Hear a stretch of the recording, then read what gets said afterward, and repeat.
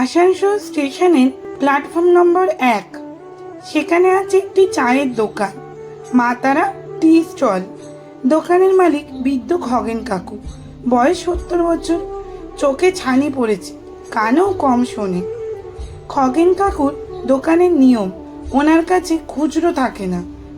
খদ্দের 7 টাকার চা খেয়ে 20 টাকা দিলে কাকু বলে, বাবা 13 টাকা কাল এসে নিয়ে যেও। সব নাম খাতায় লিখে রাখে না, অনেক নাম মনেই রাখে। লোকে বলে বুড়ো পাগল, ওই টাকার জন্য কে আসবে। গত মঙ্গলবারের ঘটনা, সকাল 7টা বাজে। লোকাল ট্রেন ধরতে এসেছে একটা ছেলে, নাম রাতু, সফটওয়্যার ইঞ্জিনিয়ার। সে মাসে 80,000 টাকা মাইনে তার। কাকুর কাছে বসে চা খেলো রাতুল, দাম 7 টাকা। 500 টাকার নোট দিল। খগেন কাকু চোখ কুচকে বলল, বাবা ভাঙানি নেই, 493 টাকা তোমাকে দিতে হবে, কাল এসে নিয়ে যেও।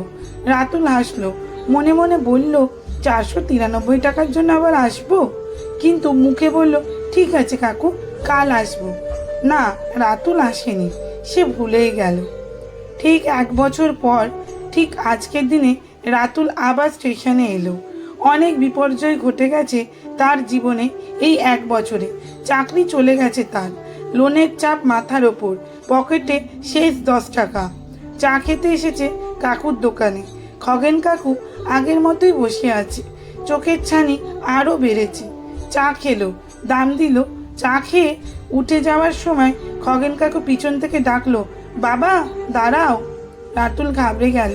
কাকু কাপা হাতে একটা পুরনো খাতা খুললো, পাতা উল্টে উল্টে একটা জায়গায় আঙুল রাখলো। ওখানে ছোট্ট করে লেখা, তাও আবার ভুল বানান নেই, রাহুল 493 টাকা, মঙ্গলবারের চা। তারিখ দেওয়া রয়েছে ঠিক 1 বছর আগে। কাকু বলল, বাবা তুমি 493 টাকা পাবে আমার কাছে, নাও টাকাটা রাখো। রাতুলের হাত কাঁপছে, টাকাটা নিতে পারছে না। বলল, কাকু আমি তো আসিনি, আপনি মনে রাখলেন কি করে? খগেন কাকু হাসলো, দাঁত নেই একটাও। বলল, বাবা আমার ছেলে মুম্বাইয়ে থাকে, 5 বছর আসে না। ফোন করে বলে, বাবা 5,000 টাকা পাঠাবো, কিন্তু পাঠায় না। আমি রাগ করি না, কারণ আমি জানি যে টাকা দেয় না সে টাকার মূল্য বোঝে না।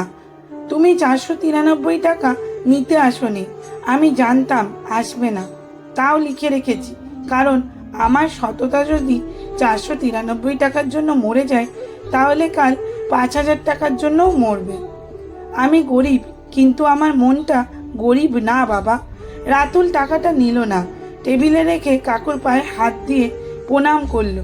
বলল, কাকু আমার এখন চাকরি নেই, পকেটে 10 টাকাই ছিল, ভাবছিলাম চা খেয়ে চলে যাব, কিন্তু আপনার সততা দেখে মনে হলো আমি 80,000 টাকার মাইনে পেয়েও সৎ নয়, কিন্তু আপনি 7 টাকার চা বেচেও অনেক সৎ।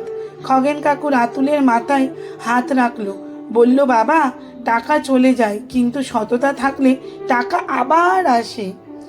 আজ রাতুলের নতুন চাকরি হয়েছে, 40,000 টাকা মাইনে, আগের তুলনায় অনেকটাই কম, কিন্তু ও রোজ সকালে সেই মাতার টি স্টলে আসে, খগেন কাকুর কাছে বসে চা খায়, কাকুর খাতার হিসেব দেখে দেয়।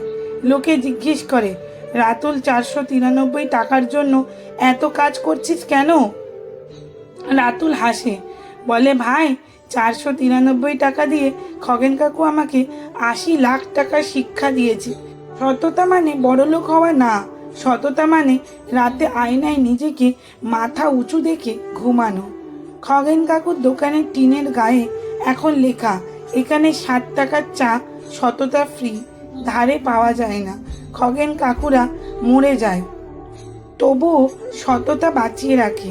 কলমে কিয়া দাস, পাঠে অঞ্জলি ঘোষ। আপনার মূল্যবান মতামতটি কমেন্টে কিন্তু একদমই জানাতে ভুলবেন না।